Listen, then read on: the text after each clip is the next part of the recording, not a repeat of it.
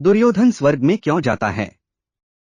इतने बुरे कर्म करने के बाद भी आप सोच रहे होंगे कि दुर्योधन को स्वर्ग क्यों प्राप्त होता है। वैसे तो हम सभी जानते हैं, मनुष्य के जीवन के अच्छे और बुरे कर्मों के आधार पर हमारी मृत्यु के बाद यमराज के दरबार में पेश होना पड़ता है और वहां चित्रगुप्त मनुष्य के कर्मों का लेखा जोखा देखकर अच्छे बुरे कर्मों का वृतांत यमराज को सुनाते हैं। इसी के आधार पर यमदेव अपना न्याय करते हैं। दुर्योधन को स्वर्ग क्यों प्राप्त हुआ, इसे जानने के लिए दुर्योधन के अच्छे बुरे दोनों कर्म जानना जरूरी है, जो कि चित्रगुप्त ने यमराज को बताए थे। क्योंकि आखिर फैसला तो यमराज को करना है। चलिए जानते हैं दुर्योधन को स्वर्ग क्यों मिला। दुर्योधन महाभारत में पांडव का मुख्य विरोधी पात्र है। वह हस्तिनापुर के राजा धृतराष्ट्र और रानी गांधारी के सबसे बड़े पुत्र हैं। उन्हें और उनके 99 छोटे भाइयों को एक साथ कौरव कहा जाता है। दुर्योधन अपने जीवन में दृढ़ता से यह मानता था कि धृतराष्ट्र हस्तिनापुर के असली राजा थे और उनको राजा ना बनाकर भीष्म और विदुर जी द्वारा पांडु को हस्तिनापुर का राजा बनाया गया था। इस प्रकार धृतराष्ट्र को सिंहासन से दूर कर दिया गया था और उनके साथ अन्याय किया था। हालांकि जब महाराज पांडु श्राप मिलने के बाद अपनी दो पत्नी कुंती और माद्री के साथ वन चले गए, तब कोई विकल्प न होने पर धृतराष्ट्र को हस्तिनापुर का राजा बनाया गया था।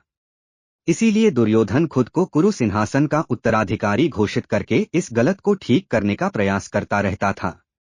दुर्योधन की अथक ईर्ष्या और महत्वाकांक्षा उसके पतन का मुख्य कारण बनती है।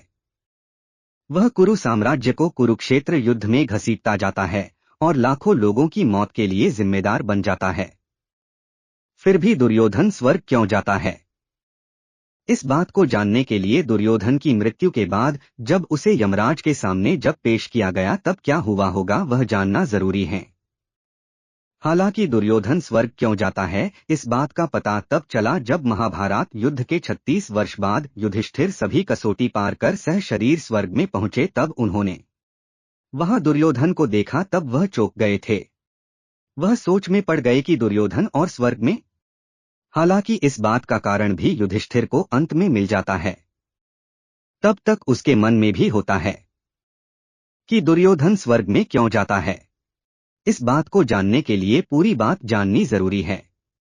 मृत्यु के बाद जब यमराज के सामने दुर्योधन को पेश किया जाता है, तब चित्रगुप्त यमदेव के सामने दुर्योधन का बही खाता खोलते हैं। उस बही खाते में इस प्रकार सूची थी। सबसे पहले सूची में दुर्योधन के अच्छे कर्म जिसे उसके पुण्य कर्म माना जा सकता है। दूसरा सूची में था दुर्योधन के दुष्ट कर्म जिसे उसके पाप माने जा सकते हैं। सूची को विस्तार से बताने के लिए चित्रगुप्त यमराज से कहते हैं, महाराज सुनिए, दुर्योधन के अच्छे कर्म में सबसे पहले है कि जिसे पुण्य माना जा सकता है, जिसमें में कर्ण का हितैषी बनने का उसका निर्णय है। कौरवों के स्नातक होने के दिन से शुरू होकर युद्ध के 17वें दिन कर्ण की मृत्यु तक। चित्रगुप्त बताते हैं कि जब गुरु द्रोण के पास कौरव पांडवों का युद्ध अभ्यास पूरा हो गया, तब उनके द्वारा रखे गए स्नातक समारोह में कर्ण के सम्मान की रक्षा के लिए और वास्तव में कर्ण की स्थिति को बढ़ाने के लिए जो करता है वह सराहनीय है। एक राजकुमार के लिए सार्वजनिक रूप से ऊपर उठकर जातिवाद के खिलाफ एक अकेले व्यक्ति कर्ण के समर्थन में इस तरह से खड़ा होना, यह एक श्रेष्ठ कर्म है। महाराज उस समय वह एक कदम आगे बढ़कर दयालुता का एक और कार्य करता है। दुर्योधन कर्ण को अंग का राजा बनाता है और अपने जीवन के सामर्थ्य से उसे मान सम्मान देता है। कुछ लोग ऐसा कह सकते हैं कि यह कर्ण का उपयोग करने के लिए स्वार्थवश किया गया होगा, किंतु धर्मराज आगे जाकर उनकी मित्रता समय की कसौटी पर खरी उतरती है। जीवन में वे अच्छे और बुरे समय के बावजूद वे एक दूसरे के प्रति वफादार रहते हैं और वह और कर्ण एक दूसरे को अपने जीवन के अंतिम समय तक साथ देते हैं और कोई किसी को धोखा नहीं देता। चित्रगुप्त बताते हैं, दुर्योधन का दूसरा अच्छा कर्म कुरु के राजा या शासक के रूप में रहा है। वयस्कता प्राप्त करने के कई वर्षों के बाद दुर्योधन कुरु साम्राज्य का वास्तविक शासक बन जाता है। धृतराष्ट्र आधिकारिक सम्राट थे, लेकिन पर्दे के पीछे से यह दुर्योधन है जो शासन व्यवस्था चलाता था। पांडवों के वनवास पर जाने के बाद यह विशेष रूप से सच है। युधिष्ठिर का साम्राज्य अब कुरु के प्रभुत्व में प्रवेश कर गया था, जो प्रशासक के रूप में धृतराष्ट्र के कौशल को वो प्रभावित करता है। दुर्योधन जब अच्छे शासक की तरह कदम उठाता है, जिसमें भीष्म और विदुर की मदद से वो भी अच्छे राजा की भूमिका निभाता है। यद्यपि हमें 13 वर्ष के शासन के परिणामों से यह निर्णय कर सकते हैं कि वह बुरा नहीं है। कुरु साम्राज्य फलता फूलता है। हस्तिनापुर गंगा की पट्टी पर प्रमुख महाशक्ति के रूप में अपनी स्थिति बनाए रखता है। युधिष्ठिर के दो मुख्य सहयोगियों पांचाल और अनर्थ के साथ संबंध दुर्योधन चतुराई से संभालता है। इस अवधि के दौरान न तो कोई राज्य दुर्योधन के अधिकार के खिलाफ विद्रोह करने का कदम उठाता है। यह सब इस प्रबल संभावना की ओर इशारा करता है कि कौरव शासन के तहत कुरु लोग खुश थे। और यह संभावना है कि दुर्योधन ने इन वर्षों के दौरान कई ऐसी परियोजनाएं शुरू की होंगी जिनसे उसके नागरिकों का जीवन बेहतर हुआ होगा। चित्रगुप्त आगे बताते हैं कि दुर्योधन का तीसरा अच्छा कर्म यह है कि वह एक कर्तव्यपरायण और पारिवारिक व्यक्ति था। अन्यथा एक कर्तव्यपरायण पुत्र और पारिवारिक व्यक्ति प्रतीत होता है। अपने माता और पिता के साथ उनका रिश्ता इस एक मुद्दे को छोड़कर सहज रहा है। वैसे ही पितामह भीष्म और विदुर के साथ भी दुर्योधन पांडवों के अलावा वह अन्य मामलों में वह बड़ों को उनका सम्मान देता है और वह अभी काफी संतुष्ट नजर आते हैं। चित्रगुप्त चौथा अच्छा कर्म बताते हैं कि दुर्योधन के बुरे पति या पिता होने का भी कोई प्रमाण नहीं है। माना जाता है वह अपनी पत्नी भानुमति और अपनी संतानों को बहुत प्रेम से रखता था। इसका मतलब यह नहीं है कि वह इस मामले में एक अनुकरणीय व्यक्ति थे। हम यह स्वीकार कर सकते हैं कि जब इन भूमिकाओं की बात आई तो वह काफी सामान्य थे। चित्रगुप्त पांचवा अच्छा कर्म बताते हैं और कहते वे अपने 100 भाई बहनों के एक बड़े भाई के रूप में वह अधिक शक्तिशाली तरीके से पांडवों द्वारा मिले गंभीर अस्तित्व संबंधी खतरे जो वह मानता था, जिसका सामना करने के लिए अपने परिवार को सुरक्षित करने के लिए काफी हद तक अकेला लड़ जाता है। कुल मिलाकर उनकी सभी पारिवारिक जिम्मेदारियों को उनके कर्तव्यपरायण पालन गुणों में गिना जाता है।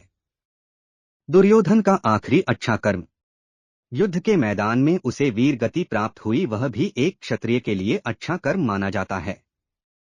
एक क्षत्रिय योद्धा के धर्म अनुसार ऐसा कहा जाता है कि यदि कोई क्षत्रिय युद्ध के मैदान में अपनी जान गंवा देता है तो उसे इसके लिए स्वर्ग में जगह मिलती है। इसी भांति वह भी वीर गति प्राप्त करता है। दुर्योधन की मृत्यु कुरुक्षेत्र के किनारे पर उसके कट्टर विरोधी भीमसेन के साथ लड़ाई के दौरान होती है।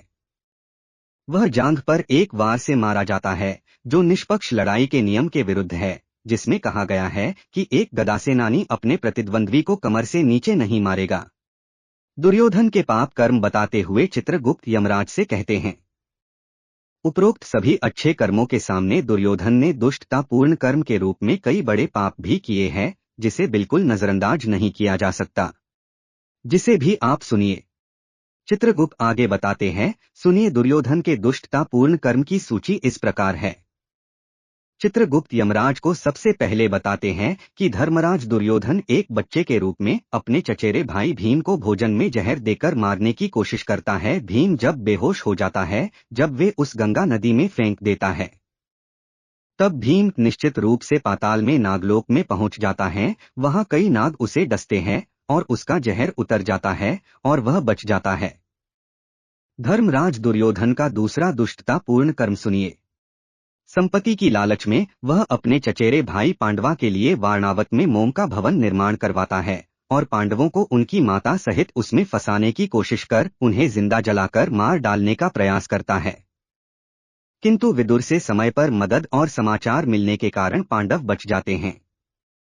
चित्रगुप्त आगे बताते हैं कि दुर्योधन का तीसरा दुष्ट कर्म यह है कि अपने भाई पांडव के प्रति ईर्ष्या से जलकर वह युधिष्ठिर को एक पासे के खेल में आमंत्रित करता है और उसे अपने धन और राज्य से धोखा देकर हरा देता है। वहां उस द्रुत क्रीड़ा भवन में सभी कुरु बुजुर्गों को देखते हुए सार्वजनिक रूप से द्रौपदी को निर्वस्त्र करने का दुशासन को आदेश देता है और उसे अपमानजनक और अश्लील वचन बोलता है और एक स्त्री पर अत्याचार करता है। दुर्योधन का चौथा दुष्ट कर्म वह है जब श्री कृष्ण युद्ध रोकने के लिए शांति प्रस्ताव में धृतराष्ट्र से 5 गांव मांगने पहुंचे तो दुर्योधन ने साफ मना कर दिया। उनकी पैतृक संपत्ति में अन्याय करके कोई हिस्सा नहीं दिया और कहा, मैं उन्हें सुई की नोक जितनी भूमि भी नहीं दूंगा। इस तरह किसी का हक डुबाना या खा जाना यह एक दुष्ट कर्म है। दुर्योधन का पांचवा और सबसे बड़ा दुष्ट कर्म यह है कि अपनी व्यक्तिगत राज्य और संपत्ति की लालच को पोसने के लिए अपने चचेरे भाइयों के प्रति बचपन से राग द्वेष और ईर्ष्या रखना, उनका हक संपत्ति न देकर बार बार उन्हें छल कपट से मार डालने की कोशिश करना, पूरे कुरु साम्राज्य को युद्ध की